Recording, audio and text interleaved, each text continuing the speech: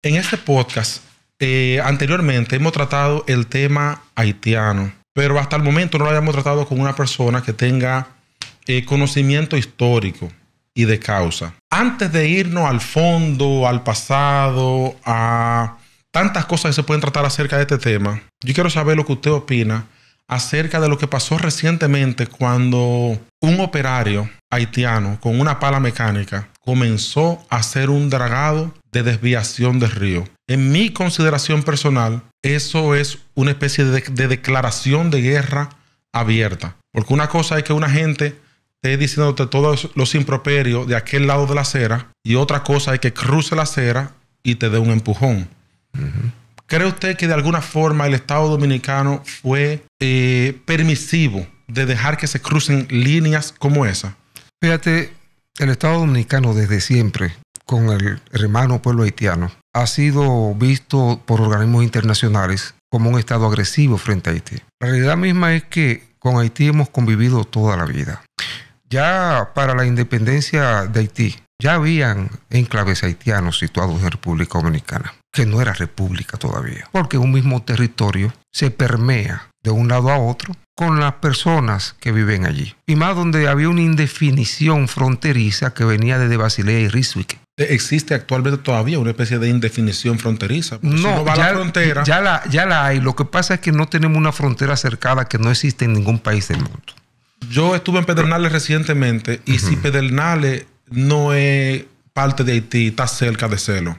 Es parte de todas las fronteras mundiales. Hay países donde tú das un paso. No vi dominicano. Un colmado vi haitiano. Fui a comprar pescado ahí a la playa, haitianos. Hay una convivencia pacífica en la zona fronteriza. ¿Por qué? Porque en la zona fronteriza de los países esa convivencia se da por un factor de conveniencia económica y de interrelación comercial. Eso no lo vamos a borrar nunca. De hecho, los menos anti-haitianos que hay son los pobladores de la zona fronteriza porque se crea una especie de empatía con el vecino. Yo tuve una trabajadora dominicana de Bánica que habla creol. O sea, que ya queda una línea borrosa en la frontera dominicana, sí. Pero al criarse ahí en la zona fronteriza. En la zona fronteriza entre Francia y España se habla ambos idiomas. Entre la zona fronteriza entre Austria y Alemania se hablan ambos idiomas. Lo mismo que pasa en Suiza, que tienen unos poblados que se hablan francés.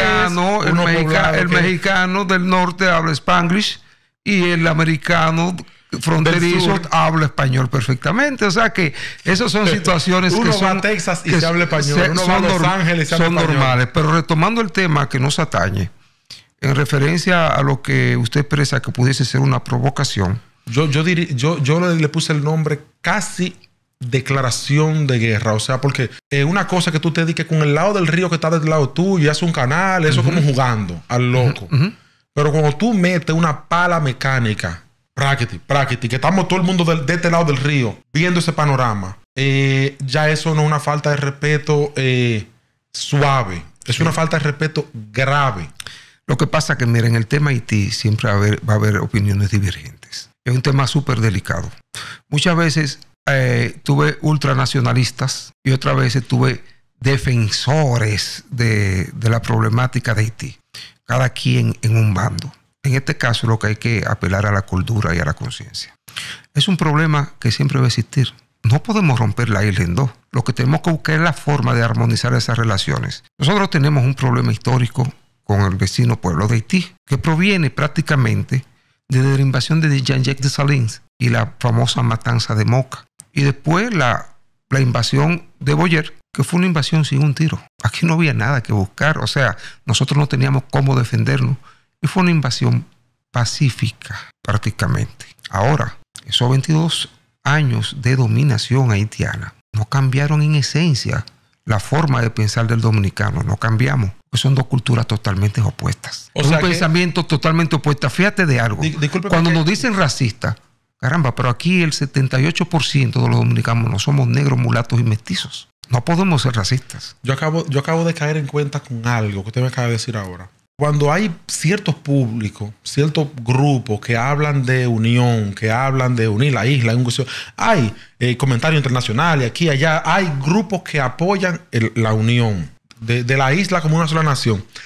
A esa persona habría que decirle que de cierta forma y a su manera eso ya pasó con los 22 años de oiga. Y no hubo forma de concatenar el los dominicanos no hablamos francés. No, o sea, en 22 años no nos logramos mezclar. No practicamos vudú. Bueno, en algunas zonas. Sí, porque se quedó eso, pero no como de forma oficial.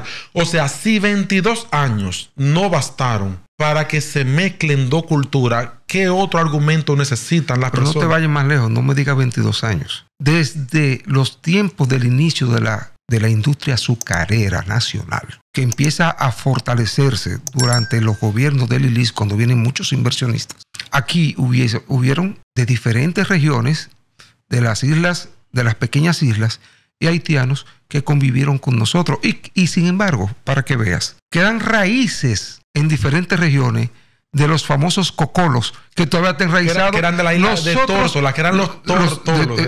Nosotros asumimos en algunas regiones del país usos y costumbres de ellos, y sin embargo, muy poco vestigio, en algunos casos, de lo que es la cultura haitiana, a excepción de las zonas de Batelles, donde quedaron muchos nacionales haitianos y descendientes de ellos metidos aquí en el país. Tiene sentido, porque en una zona de Batelles estamos hablando de una proporción de casi un 100% de nacionales. Te voy a decir una cosa, a mí me criticarán. Por ejemplo, estos bailes de palos. A mí me encantan. Los palos. Sí, los palos. A mí me encantan. Son pegajosos. A mí, y eso es parte del folclore haitiano. No, y esto los guloya son cocolos. Pero San también Pedro. El balsier. Nosotros tenemos que aceptar, tomar lo mejor de las culturas y desechar lo oprobioso de los usos y costumbres de otros pueblos.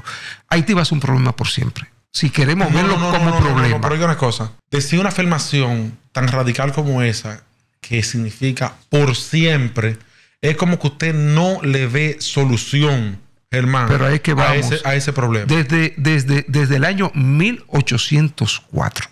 ¿Cuánto hace? Van a ser 200 años ya, ¿verdad? Me parece. 220 años.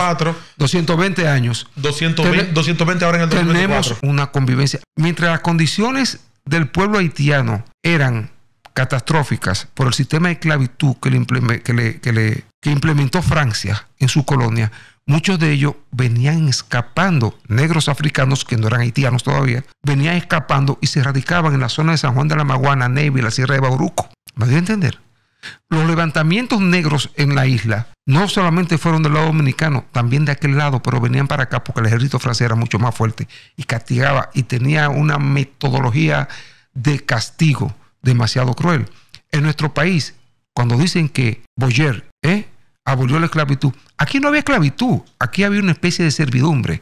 Ya hacía muchísimo tiempo, desde que la colonia se empobreció, el sistema de esclavitud no existía porque no había forma de mantener un sistema como ese. Y lo que había una especie de servilismo, ¿verdad?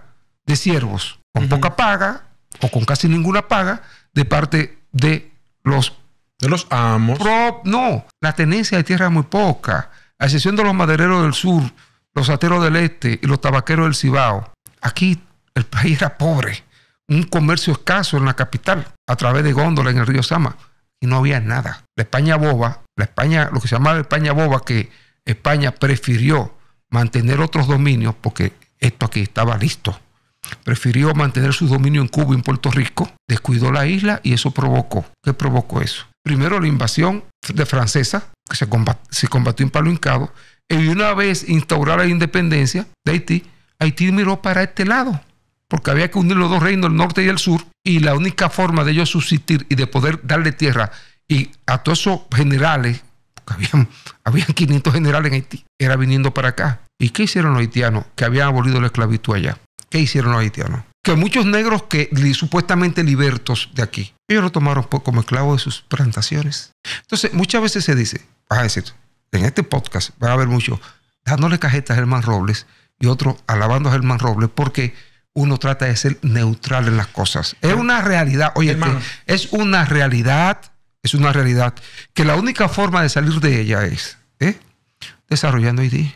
Pero cuando usted ha visto que un pueblo pobre desarrolla otro pobre, necesita la asistencia de otros organismos y lograr en Haití una recomposición social, política y económica y empezar a crear una generación de personas que puedan llevar ese país hacia otro sitio. Germán, y si Haití se hace poderoso, nosotros nos hacemos más poderosos. ¿Tiene Haití una mentalidad de esclavo al 2023 todavía? No. ¿A qué me refiero? No. Mira, Germán, es lo que yo te voy a decir, lo que yo observo con mi falta de conocimiento del tema.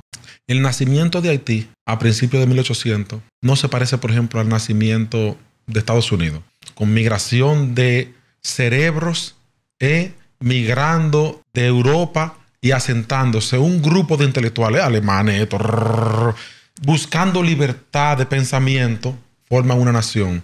Ahora, si tú agarras 3 o 4, no sé, la población de densidad que tuviera Haití a principios de 1800, de esclavos que vienen de Kenia, de Nigeria, de esto, de lo otro, que ni siquiera tienen un idioma común. ¿Ves que nada más en común tienen que son morenos y que son esclavos. Y tú los juntas toditos juntos. Y un grupo de esclavos que están 51 con respecto al ejército francés se liberan simplemente por mayoría simple. No es una nación de intelectuales que está creciendo. No es una nación, salvando cierta diferencia, que escribió una constitución, que hizo un himno. Vamos a hacer un marco teórico. La constitución francesa, ellos la adoptaron. Sí. Pero ¿cuál fue el problema grande de ellos? No hay un marco humano. Ahora, no hay un colchón humano, intelectual, idealista que esté sosteniendo eso, sino un humano cualquiera que lo estén maltratando se libera de eso, pero no hay una estructura mental que soporte a eso como nación. Ahora te voy a decir, nosotros somos racistas para los haitianos. La única nación sobre la tierra que nació con un sentimiento racista fue Haití. ¿Y cómo te lo explico? ¿Cómo yo puedo ser racista? ¿Cómo que se llama? República Negra e Independiente de Haití. ¿Cómo tú puedes conformar una sociedad civilizada donde no haya respeto a la multirraza? ¿Cómo tú puedes crear una nación sobre la base del odio étnico? ¿Cómo la puedes crear? ¿Cómo tú me puedes decir que creaste una nación y pasaste por las almas a casi todo el mundo que no fuera negro? ¿Cómo tú puedes crear una nación donde desde la misma conformación destruyeron su aparato productivo queriendo quebrar a la economía francesa? Empezar de cero y después de eso, darle la libertad a cambio, como hicieron en la Primera Guerra Mundial y en la Segunda Guerra Mundial, de un impuesto lesivo que vinieron a pagar en los años 30 y que empobreció aún más esa nación. Haití, la única manera es, y lo dije una vez, y me dieron que hacer un intervencionismo, que la libre libertad de los pueblos, el libre albedrío. Óyete, cuando un pueblo no se puede gobernar, entonces ¿para qué tú tienes la ONU? ¿Para qué tú tienes la OEA? ¿Para qué tú tienes los organismos nacionales? Para sentarse en cónclave a hablar disparates. Haití necesita de un fideicomiso serio internacional que lo lleve a otro sitio. ¿No han estado ellos más organizados cuando han estado bajo estados dictatoriales? O sea, le voy a poner un símil. Ningún ejemplo es perfecto. Si usted tiene un salón de clase con niños entre 2 y 3 años, alborotados, que esté efervescente, un profesor que llegue pasivo a decir, niños, siéntense, por favor, organicémonos, es lo que funciona en ese salón de clase. O alguien que dé par de reglazos en la pizarra y arme un orden medianamente forzoso. Y después que ellos estén tranquilos, con algunos que estén asentados en la butaca y callados, podría entrar un profesor, hablar de matemática y de ciencia y de... Entonces, ellos no van ahora mismo por el capítulo de que hablemos de forma civilizada. Ahí se necesita algún tipo de intervención y ellos han parecido estar más organizados bajo los papados, baby dog, ellos que pareciera son dictaduras, son para beneficiar al grupo político, son la base de la corrupción que está allá. Pero pareciera que cuando tú lo dejas en libre democracia, tratando de funcionar de forma civilizada, todavía no hay estructura para que los niños escuchen la clase, salvando el símil. No me vayan a escuchar que son niños. Es una metáfora. Ni diciendo que queremos una dictadura tampoco. Pero pero al mando de una metáfora. O sea, cuando hay caos, se puede entrar a teorizar cosas o hay que poner orden primero y después del orden entonces comenzamos. ¿Y qué es lo que se está proponiendo? ¿Qué fue lo que se propuso en Kenia? ¿Usted cree que en Kenia iban ahí con flores, con pizarra, tiza y lapicero? a dar van clases de poner el educación orden. cívica. Ahora, ¿cuál ha sido la responsabilidad o la irresponsabilidad? Haití toda la vida ha vivido en dictadura, de una u otra manera. De una u otra manera. ¿Ha estado alguna vez, desde 1804 ahora, que va a cumplir casi 120 años, ha estado alguna vez en algo parecido a una democracia sana que funcione? No. ¿Con Aristide, tal vez? No.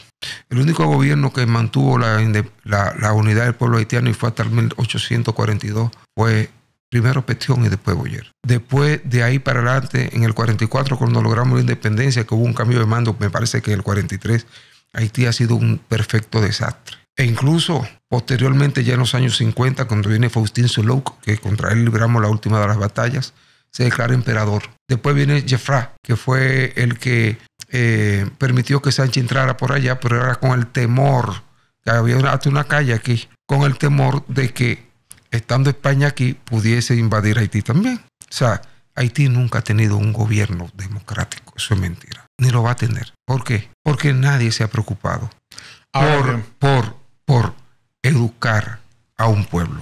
Bien. ¿Y qué pasa? Ahorita lo estábamos hablando. Un pueblo en estado de sobrevivencia es lo más parecido al salvajismo. Haití tiene una sociedad tribal. Totalmente.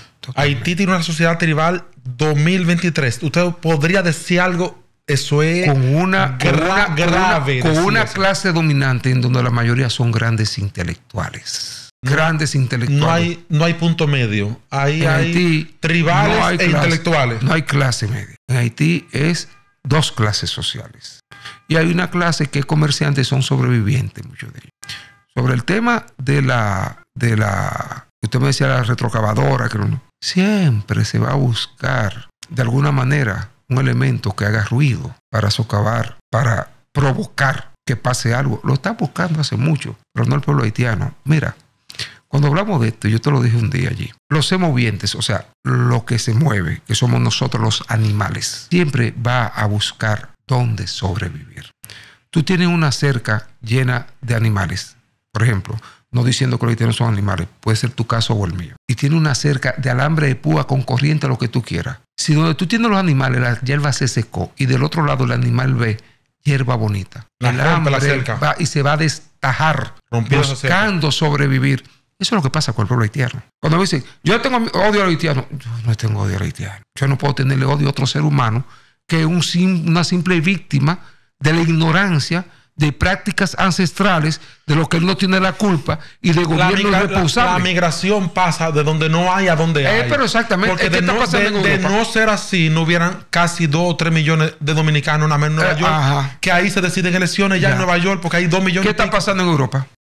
En Europa estaban desechando a los propios europeos del lado de los Balcanes, porque eran pobres, pero vienen hordas de inmigrantes del norte de África y de Oriente cercano. Estaba yo recientemente. Por la guerra, por el hambre, por lo que tú quieras, pero lo están haciendo. Hermano, estaba recientemente ¿Y cuál es la única isla del mundo que tiene 2 naciones? Solo aquí. Nosotros. Porque Papúa y Nueva Guinea son 2, pero es lo mismo. Como la misma cosa. Papúa y Nueva Guinea es lo mismo por ahí, por allá, por Australia y sus sitios. Australia, sí, por abajo de Tailandia, por exacto. Por ahí.